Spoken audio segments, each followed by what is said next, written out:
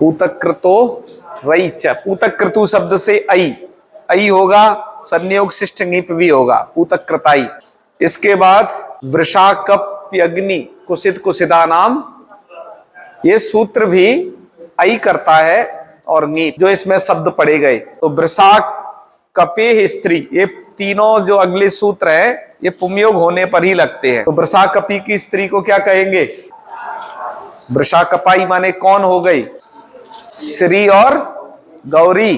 ठीक है, इसके बाद बताओ अग्नि की स्त्री को, हाँ इन सब में प्रत्यय समझना, कुसित और कुसिद में। ये शब्द ह्रस्व मध्य है, दीर्घ मध्य नहीं है, ये भी बताया था। अब बताइए मनोरहुवा, ये सूत्र कौन से आदेश करता है? दो, ऐकार और औकार। एकार मत बोलो, ऐकार और। तो मनो स्त्री मनाई, यहां पर आई औ हुआ है कि औ हुआ है? आई। और मनावी में और मनु में कुछ नहीं, तो यह नीप क्यों नहीं हुआ? क्योंकि वो संयोग शिष्ट है। जब आई और औ होगा वहीं पर क्या होगा? नीप होगा। ठीक है, हाँ चल। अब नीप और तत्संयोग शिष्ट और भी कुछ कार्य हैं, इन्हें भी साथ में पढ़ते हैं। अब एक सूत्र है वर्णादनुदात्ता तो पधात तो नह, बोलो एक बार।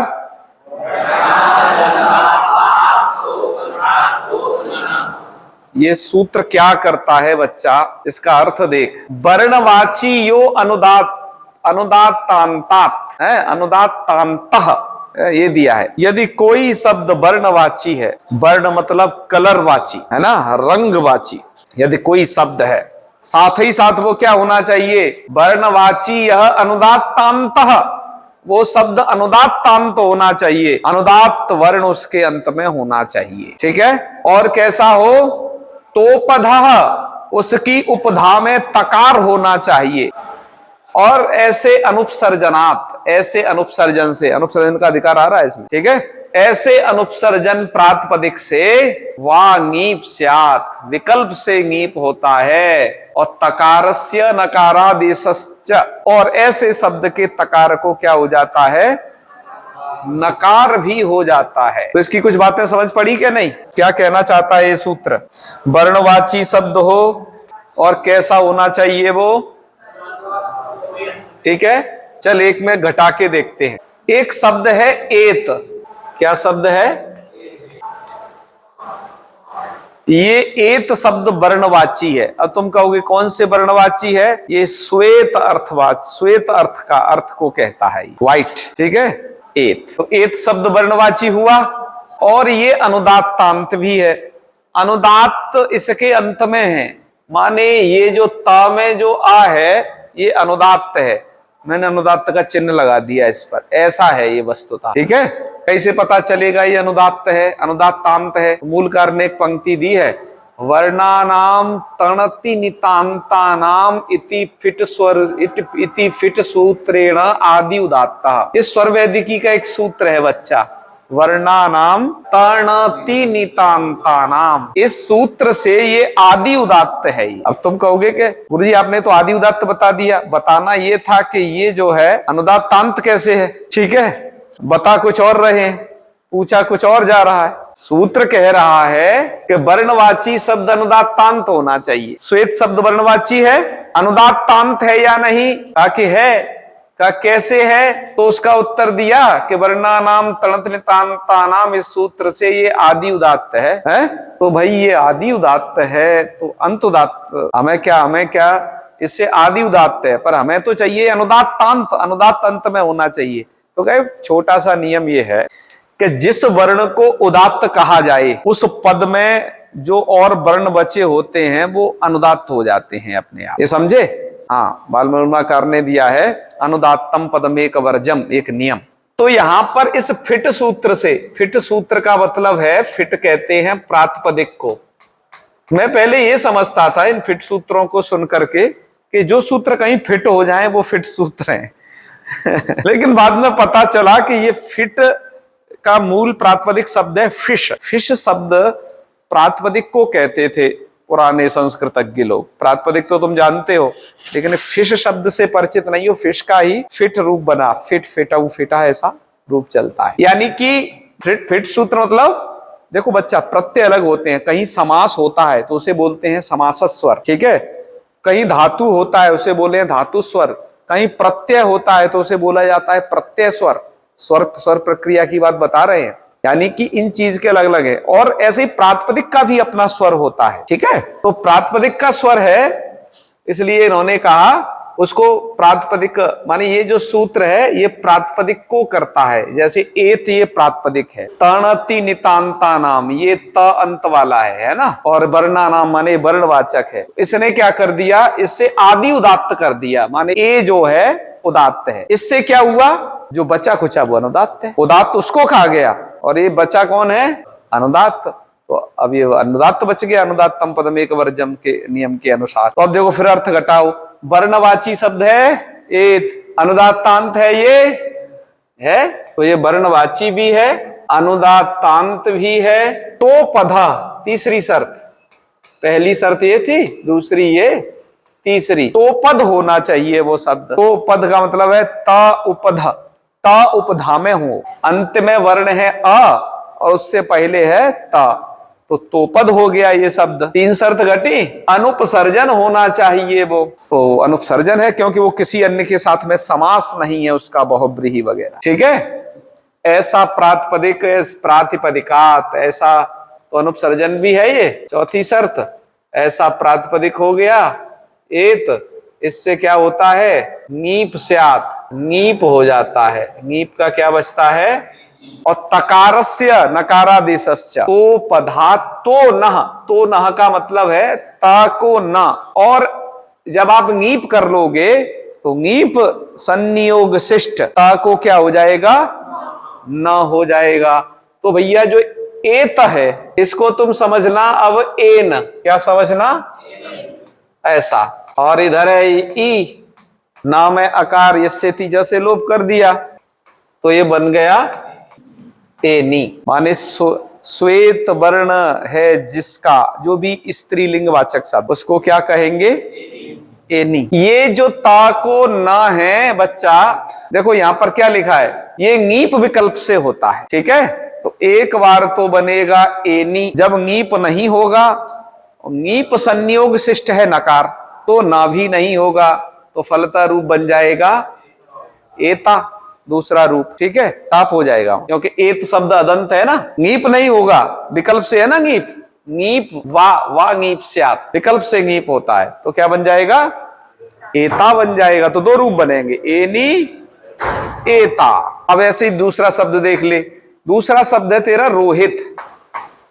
चल इस पे सभी चीजें घटाते हैं ऊपर वाली। रोहित शब्द वर्णवाची है, रोहित कहते हैं लाल वर्ण को। रोहित माने, हाँ थोड़ा अपना शब्दकोश बढ़ाते चलो, रोजाना कुछ ना कुछ पढ़ रहे हो। जल बिंदु निपाते न क्रमशः पूर्यते घटा, है जल बिंदु के गिरने से क्रमशः घड़ा भरता जाता है। सहेतु सर्व विद्या नाम, वही जो है वही हेतु, मतलब ऐसे ही विद्या भी धीरे धीरे बढ़ती है, धर्म भी थोड़े थोड़े से बढ़ता है और धन भी थोड़ा थोड़ा एकत्रित करने से बढ़ जाता है। ऐसी रोज थोड़ा थोड़ा विद्या बढ़ाते चलो अपनी। रोहित शब्द वर्णवाची है, अनुदात्तांत है, ये अनुदात्तांत है इसी नियम से, क्योंकि इसका आदि है उदात्त, बचे कुचे शब्द क्या है, अनुदात्त, तो अनुदात्तांत है ये। तो पद भी है ये, तकार उपधा वाला है। ऐसे प्रातिपदिक से नीप वा स्यात्, ऐसे इस प्रातिपदिक से अनुपसर्जन भी है क्योंकि किसी के अन्य के साथ समास भी नहीं है, तो इससे हो जाएगा नीप विकल्प से। नीप किया, नीप का क्या बचा, और तकार को हो गया ना, नीप संयोग शिष्ट है ना, तो भैया ये तुम्हारा ये रूप बन जाएगा रोहिणी मिलाने पर, क्योंकि ता को ना और नकार को नकार, क्या बन गया, रोहिणी का मतलब है लाल वर्ण वाली वस्तु, स्त्रीलिंग में कोई जिसका लाल वर्ण है उसे क्या कहेंगे, रोहिणी, ठीक है। चल तो ये, और जब एक बार नहीं होगा तो क्या बनेगा, रोहिता बन जाएगा। चल तो ये तुमने समझ लिया, ये लाइन पूरी हो गई। इसके बाद कुछ विद्वत्ता भरी चर्चा कर लेते हैं।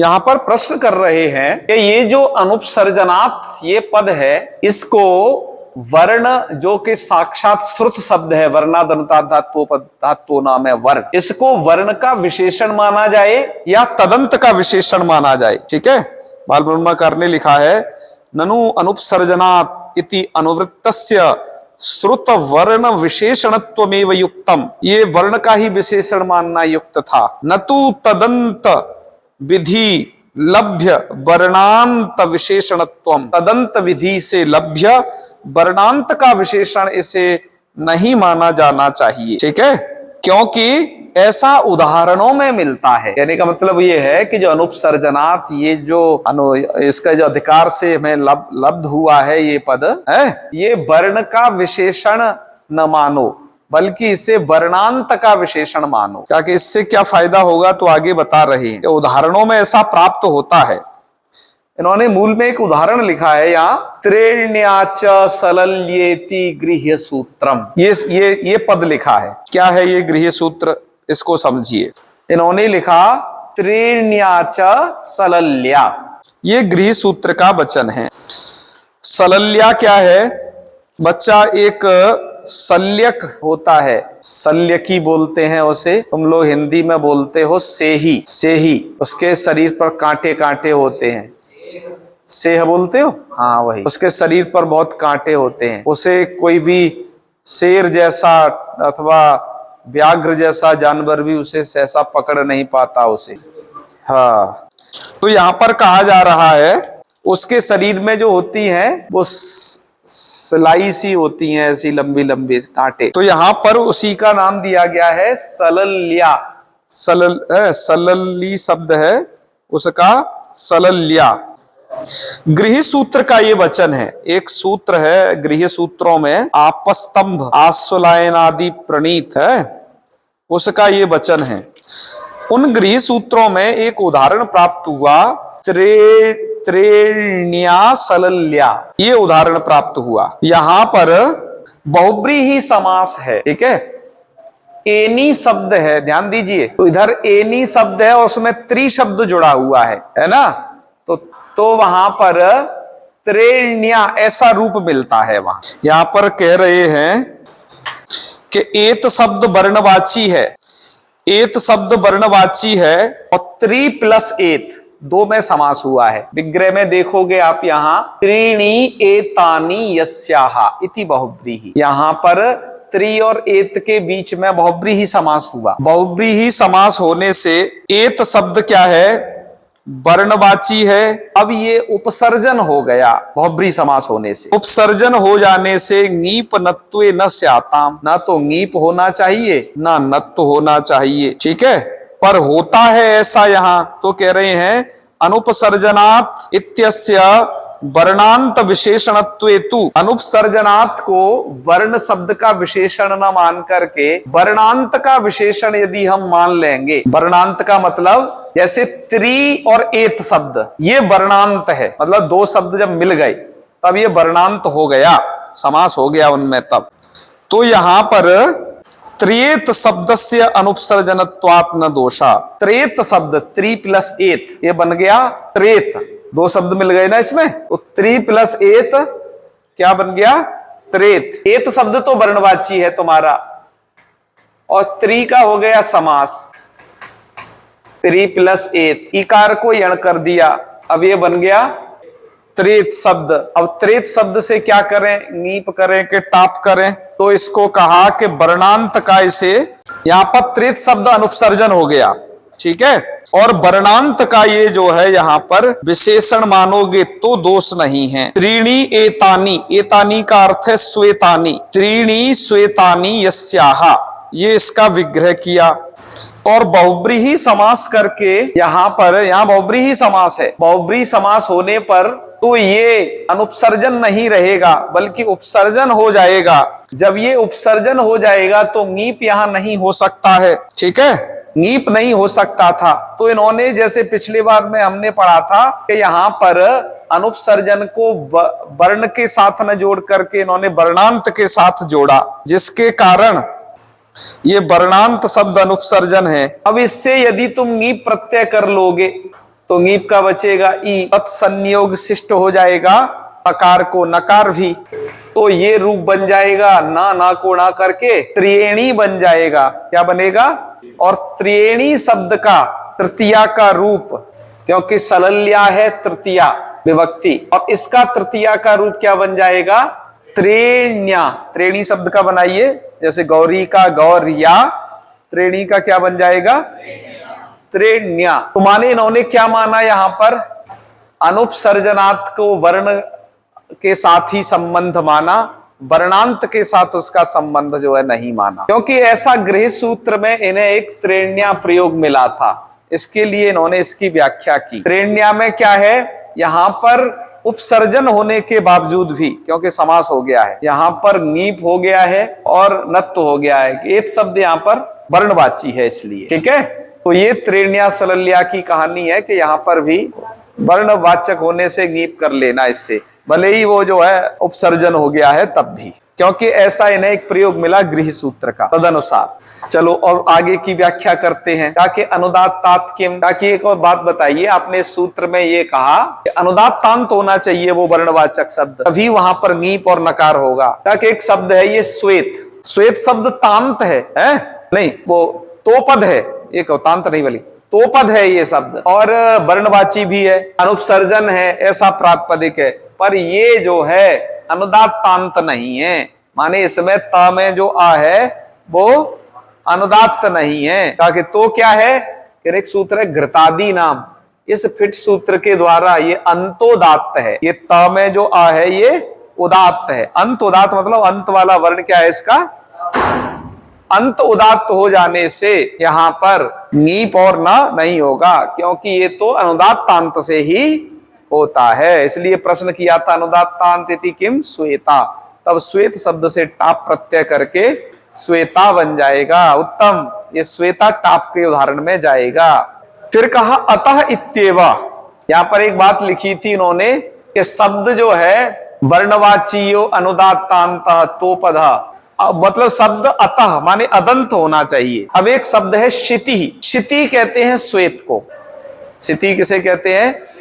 ये तोपद वगैरह सब है, अनुदात्तांत भी है, लेकिन इसके बाद में ई है, इसके बाद में अ नहीं है, इसलिए इन्होंने नियम बनाया अतः इत्येव, अदंत से ही होगा, न कि जो है इकारांत वगैरह से। ये इकारांत है तो यहाँ पर जो है ना तो ङीप हुआ ना हुआ, बल्कि शिति ही शब्द स्त्रीलिंग में है यथावत, शिति ही स्त्री, इसलिए कहा यहाँ पर ङीप और नत्व नहीं हुआ। कुछ वार्तिक इसमें पढ़े गए, जैसे पिसंगादुपसंख्यानम, ठीक है, पिसंग शब्द है ये। पिसंग किसे कहते हैं? क्यों रे? इस कलर को कहते हैं पिसंग, थोड़े से सुनहरे कलर को है। पिसंग शब्द ऐसा था जो इस सूत्र में है ही नहीं कहीं पर, क्योंकि ये तोपद नहीं है। क्यों? पिसंग शब्द से तो ङीप और न कभी हो नहीं सकता, तो कह रहे हैं पिसंग का भी उपसंख्यान कर लो, माने पिसंग, ये पिसंग शब्द वर्णवाचक है, इससे तुम क्या कर लो? ङीप कर लो। न तो यहां नहीं हो पाएगा, क्योंकि पिसंग शब्द में त नहीं है, जिसमें त होता है उसी को न होता है, तो पिसंग से क्या कर लो? ङीप कर लो विकल्प से। तो एक बार इन्होंने पिसंगी, एक बार पिसंगा टाप भी हो जाएगा। कुछ शब्द ऐसे थे जो वर्णवाचक थे, तोपद थे, अनुदात्तांत थे, सब कुछ था, अनुपसर्जन थे, जैसे असित और पलित शब्द। इनको तो असित से असिनी, पलित से पलिनी ऐसे रूप बनने चाहिए थे, ङीप और नकार, इनका निषेध कर दिया।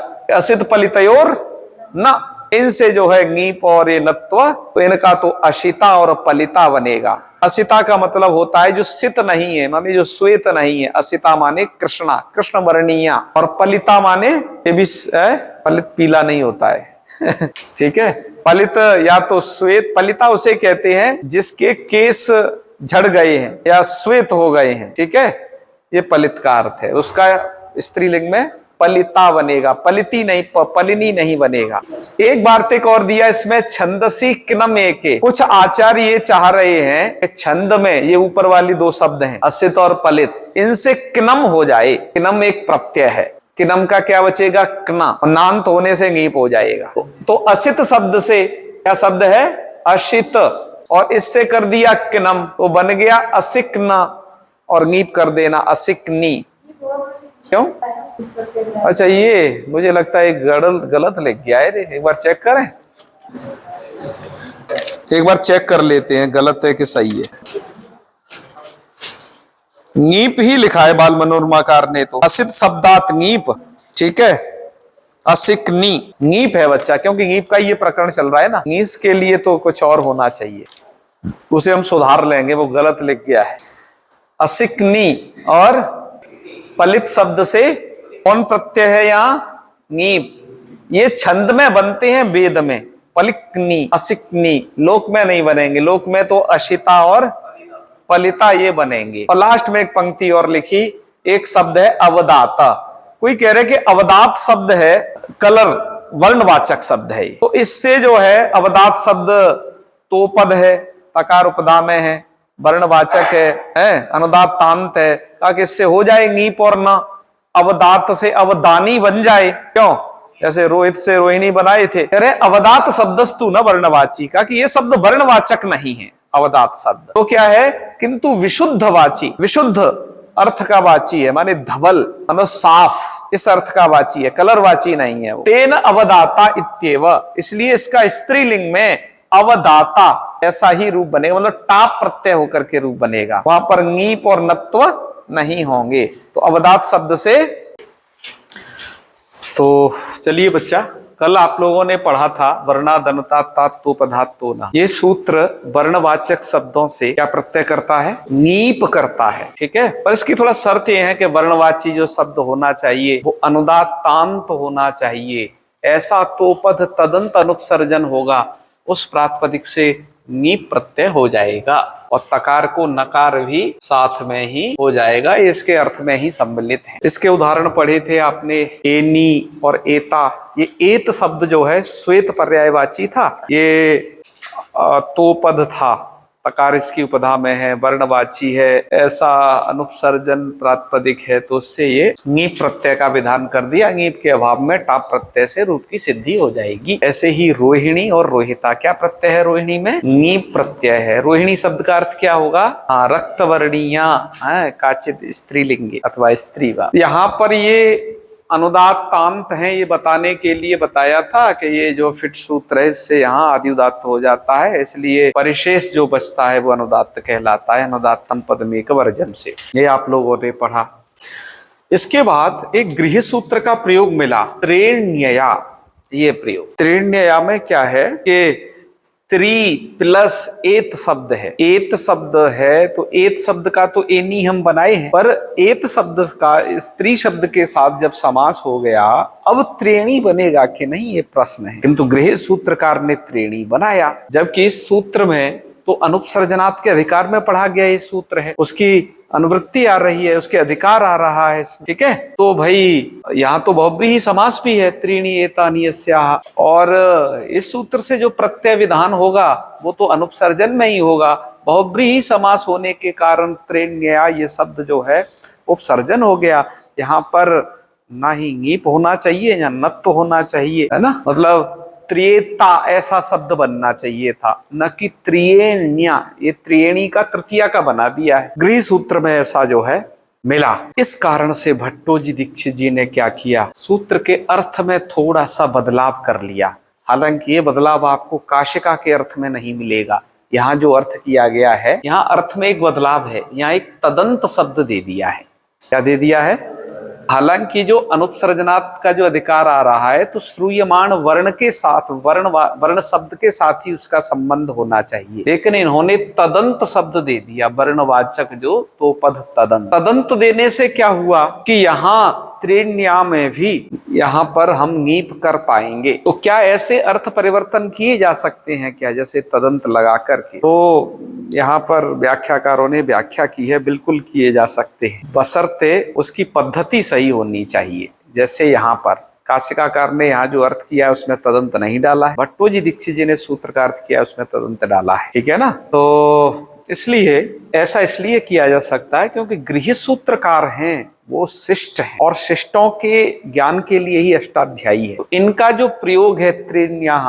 वो ऐसे ही नहीं है, उन्हें भी व्याकरण वगैरह की जानकारी थी, और वैसा शब्द यदि बन रहा है सूत्र के थोड़े से अर्थ में ऐसा चेंज करने से है और वो सही भी हो तो वो किया जा सकता है। इस कारण से पाणिनि मतानुसार जो अर्थ किया है उससे तो ये भी बनेंगे, लेकिन पाणिनि का मत इसमें भी है। भट्टोजी दीक्षित जी ने इसलिए इसमें तदंत जोड़ दिया, क्यों? गृह सूत्रकार जो हैं वो भी शिष्ट पुरुष हैं, तो शिष्टों के प्रयोग की सिद्धि के लिए इस प्रकार का अर्थ करके त्रिण्यः भी बना लिया है ना, अनुपसर्जनात् को तदंत के साथ जोड़ करके। चलिए, बाल मनोरमा में ये बातें लिखी हैं, उसे पढ़ लीजिएगा। और फिर ये आपने इसका प्रत्युदाहरण समझे थे। तदनंतर पिशंग शब्द से भी ये नीप होता है, पिसंगी पिसंगा विकल्प से होता है। असित और पलित शब्द तोपद थे, सब कुछ पूरी शर्त घट रही थी, इनसे निषेध कर दिया तो नहीं हुआ। छंद में किनम हो जाता है, ये मैंने नीस जो था सुधार दिया, उसमें नीप कर दिया है, ठीक है। छंद में किनम होता है, इति एक आचार्य का ऐसा मत है। इन शब्दों से, यही असित और पलित शब्दों से, तो ये असिकनी और पलिकनी बना, यहाँ पर नीप हुआ। अवदात शब्द के विषय में, अवदात जो शब्द है वो कोई कहते हैं श्वेत वर्ण का वाची है, उन्होंने कहा नहीं, अमर कोश में अवदात शब्द को है ना केवल और केवल विशुद्ध वाची माना गया है, ठीक है। मतलब और भी अर्थ हैं वहां पर, लेकिन यहाँ जो प्रयोग है केवल वो विशुद्ध वाची अर्थ में। विशुद्ध वाची मतलब उस पर कोई कलर नहीं है, ऐसा। इस कारण से इसका अवदाता यही रूप बनेगा। अब आइए बच्चा, इस नीस के जस्ट इससे जुड़ा हुआ प्रकरण है ये, वर्णादमता था तो पदातो ना, ये वाला सूत्र। तो ये वाला हम इस एक वीडियो में बनाएंगे, ठीक है, इस वाले में। तो अन्यतो नीश, इसको देख लीजिए। अन्यतः, अन्यतः का मतलब क्या है? अभी पिछला सूत्र आपने पढ़ा नीस के, वो नीप के लिए पढ़ा था, क्या था वो सूत्र? बोलो, सूत्र पढ़ा, वार्तिक ना बोलो, क्या पढ़ा था? वर्णादनदातात, यही पढ़ा था ना। वर्णवाचियों से क्या करता था वो? करता था ना। उसे तोपद शब्द भी चाहिए। तोपद का मतलब क्या होता है? अवर्ण उपधा में है, लेकिन इस सूत्र के लिए अन्यतः कह दिया। अन्यतः का मतलब पिछला सूत्र जहां नहीं लग रहा उससे भिन्न विषय में। पिछला सूत्र तोपद में भी लगेगा, इसने कहा तोपद भिन्ना, तकार उपधा में उसके न हो, केवल वर्णवाची हो। तो वर्णवाची कहने से तो दोनों का एक विषय साम्य हो गया, वो भी लगेगा, ये भी वर्णवाची में लगेगा, लेकिन ये ऐसे वर्णवाचियों में लग जाएगा जो तोपद भिन्न है। क्लियर? तो ऐसे अनुदात तांतात, ऐसे वर्णवाची अनुदात तांत प्रातिपदिक से स्त्रियां नीश स्यात्। अभी नीप नहीं कर रहा है बच्चा, इसने नीश विधान कर दिया अन्य वर्णवाचियों से जो तोपद से भिन्न है। तो देखो, एक शब्द है कलमाश शब्द है। कलमाश शब्द कैसे वर्ण को कहता है? क्यों बच्चा? कलमाश माने कैसा? चितकबरा, चित्रवर्ण इत्यर्थ। अमरकोश में लिखा है चित्रम किरमीर कलमाशा सबलयिताश्च कर्वुरे। ये सब के सब चित्र वर्णवाचक हैं, माने चितकबरा कलर। चितकबरा क्या होता है रे, जानते हो? माने कि मैनीफुल कलर्स, है ना, एक जगह पर हो, है ना, कई टाइप के कलरों से बना हुआ, हाँ, तो उसे चितकबरा कहा जाएगा, ठीक है। चल, समझे इस बात को?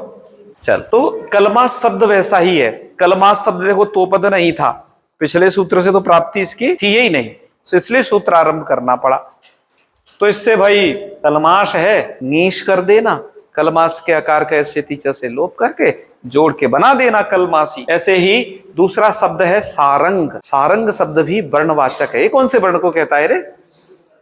मिश्रित को। ये भी कई वर्णों का मिश्रित है। सारंग सवले त्रिशु, मिश्रित कलर को कहता है, ठीक है। तो इससे भी क्या बना लेना? सेम यही है, सारंगी बना लेना।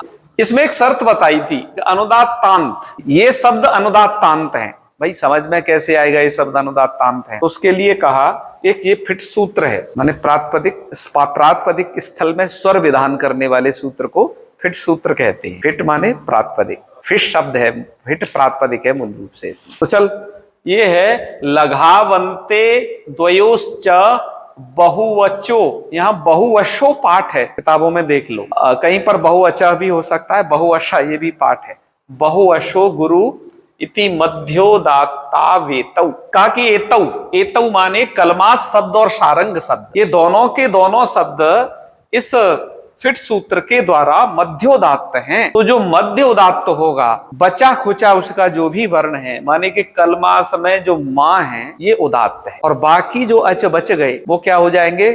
अनुदात्त। नियम यही है, अनुदात्तम पदमेक वर्जम। जिसको एक को उदात्त कह दिया, उसके जितने उस पद में बचे जितने भी वर्ण हैं वो सब क्या हो जाते हैं, ये साधारण नियम है।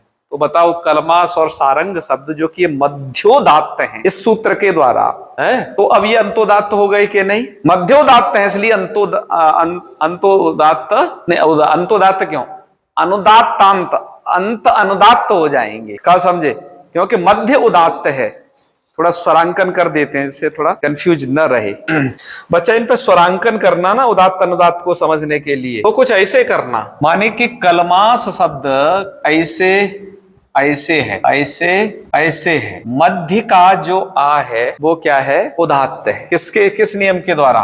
लगा बनते द्वयोश्च बहुवशो गुरु, इसके कारण बीच वाला क्या है, ये उदात्त है। उदात्त का कोई चिन्ह नहीं लगाते, अनुदात्त के लिए ये नीचे लाइन कर दी जाती है, आपने वेद में देखा हो अक्सर, इसे अनुदात्त समझा जाता है। तो बताओ अनुदात्तांत हो गया कि नहीं है? तो इससे इंग्लिश कर लिया है आपने, ठीक है। चलो अब आगे बढ़ते हैं। इसके बाद लिखा अनुदात्तांत इति किम, कहा कि शब्द अनुदात्तांत हो ऐसा जरूरी है क्या? कहा कि हाँ। कहा कि कृष्णा और कपिला शब्द ये जो है अनुदात्तांत नहीं है, वर्णवाचक है। कृष्ण और कपिल शब्द कैसे हैं, वर्णवाचक तो हैं, पर जो है ये, हाँ ये तो अंतोदात्त हैं। इन्होंने एक दिया है, कृषेश्चैति नक प्रत्यय और कपेश्चैति सौत्रा धातु औणाधिक इलच प्रत्यय से सिद्ध हुए हैं, और कृष्ण और कपिलऊ अंतोदात्तौ, ये तो अंतोदात्त हैं, अंतोदात्त हैं। और अन्य तो मीस कहाँ लगता है, अनुदात्तांत में, अनुदात्त अंत में हो। अंत में उदात्त हो तब नहीं लगता, बल्कि अंत का वर्ण अनुदात्त हो तब लगेगा। अनिकेत जी, ठीक है। तो इस कारण से ये जो शब्द को आप उदात्त होने के कारण यहाँ पर आप नीश नहीं कर पाएंगे, बल्कि आप प्रत्यय हो करके कृष्णा कपिला शब्दों की सिद्धि